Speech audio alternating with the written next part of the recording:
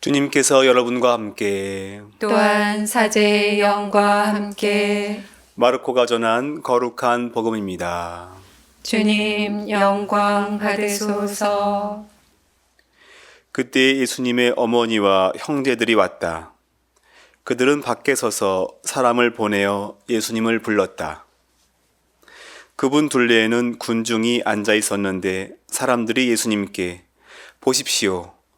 스승님의 어머님과 형제들과 누이들이 밖에서 스승님을 찾고 계십니다. 하고 말하였다. 그러자 예수님께서 그들에게 누가 내 어머니고 내 형제들이냐 하고 반문하셨다. 그리고 당신 주위에 앉은 사람들을 둘러보시며 이르셨다. 이들이 내 어머니고 내 형제들이다. 하느님의 뜻을 실행하는 사람이 바로 내 형제요, 누이요, 어머니다. 주님의 말씀입니다. 그리스도님 찬미합니다. 찬미 예수님, 찬미 예수님. 성경에 예수님의 형제나 친척에 대한 이야기, 즉 예수님의 사적 관계에 대한 이야기는 그리 많지는 않습니다.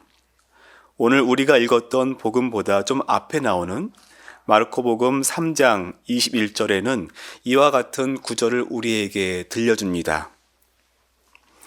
예수님의 친척들이 소문을 듣고 그분을 붙잡으러 나섰다. 그들은 예수님께서 미쳤다고 생각하였던 것이다. 그래서인지 오늘 복음에서 예수님의 어머니와 형제들과 누이들이 예수님을 찾으러 왔다고 합니다. 소문을 듣고 멀리 나자렛에서 왔을 겁니다. 나자렛과 갈릴레아 호수까지 거리는 15 내지 20km 되는 좋게 되는 가깝지는 않은 그러한 거리이죠. 요한복음 7장 5절에는 이러한 구절도 있습니다. 사실 예수님의 형제들은 예수님 그분을 믿지 않았다. 공관복음서와는 달리 요한복음서에는 예수님과 그 형제들의 긴장과 대립이 잘 묘사가 되어 있습니다. 방금 언급한 이 두 부분을 보더라도 예수님도 주변 사람들과 맺는 관계에서 어려움을 꽤나 갖고 있었고 많이 고심했던 것 같습니다. 마르코복음 3장 21절에 나온 예수님께서 미쳤다라는 구절은 더더욱 우리를 놀라게 합니다.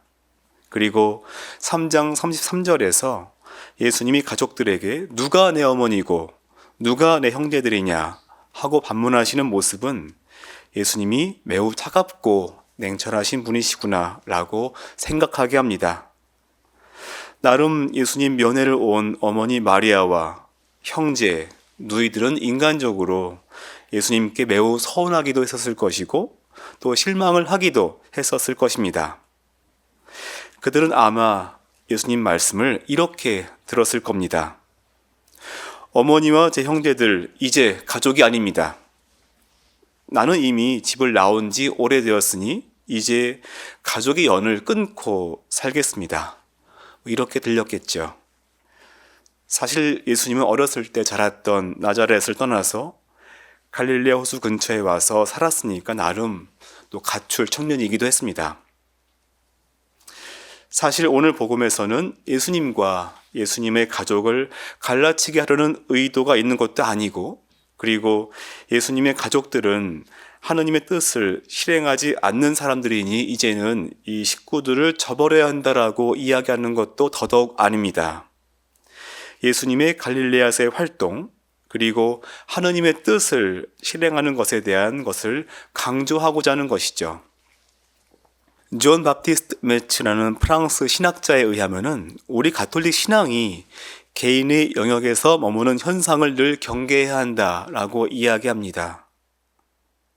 다른 말로는 우리 신앙이 영적인 웰빙 방식으로만 전개되어야 한다는 것을 늘 염려하는 것이죠.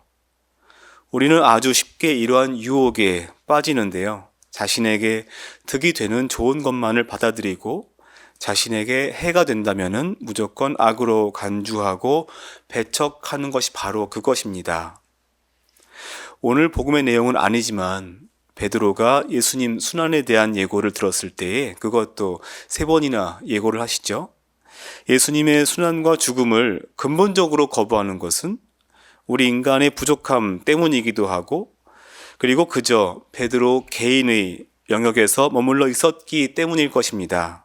그러나 예수님의 부활을 생각한다면 이러한 예수님의 순환과 죽음에 이르는 여정을 무조건 거부할 수도 없고, 우리의 신앙은 그저 개인의 차원에만 머무를 수도 없는 것이죠. 왜냐하면 나뿐만이 아니라 모든 사람들이 예수 그리스도의 부활과 구원의 삶과 연결되어 있기 때문에 그렇습니다. 그래서 베드로는 예수님의 순환과 죽음을 공적인 차원에서 받아들여야 했던 것입니다. 오늘 우리가 복음에서 보는 예수님의 갈릴레아에서의 사도직은 식구들은 예수님이 미쳤다는 소문을 듣긴 했지만은 그동안의 나자렛에서의 사적인 생활의 차원을 넘어서서 공적인 차원에 방점이 찍혀 있는 것이다 라고 볼 수 있습니다. 그리고 나아가서 하느님의 뜻을 실행하는 사람들이라면 누구나 형제이고 누이이고 어머니라고 이야기한 것은 그리스도인의 범위가 유대인에서 이방인으로 그리고 만백성으로 확장된다는 것을 의미합니다. 그래서 오늘 이야기를 정리한다면은 예수님의 나자렛에서의 가족, 형제, 친척 안에서의 긴장과 갈등만을 이야기하는 것이 아니라 예수님의 갈릴레아에서 당신의 제자들과의 공적인 사도직의 방점이 찍혀 있는 것이고, 예수님의 가족 또 형제의 범위는 그리스도인인 우리 모두에게로 확장됨을 의미한다고 할 수 있겠습니다. 하느님의 뜻을 실행하는 예수님의 형제, 누이가 될 수 있도록 계속해서 미사 중에 은총을 청했으면 좋겠습니다.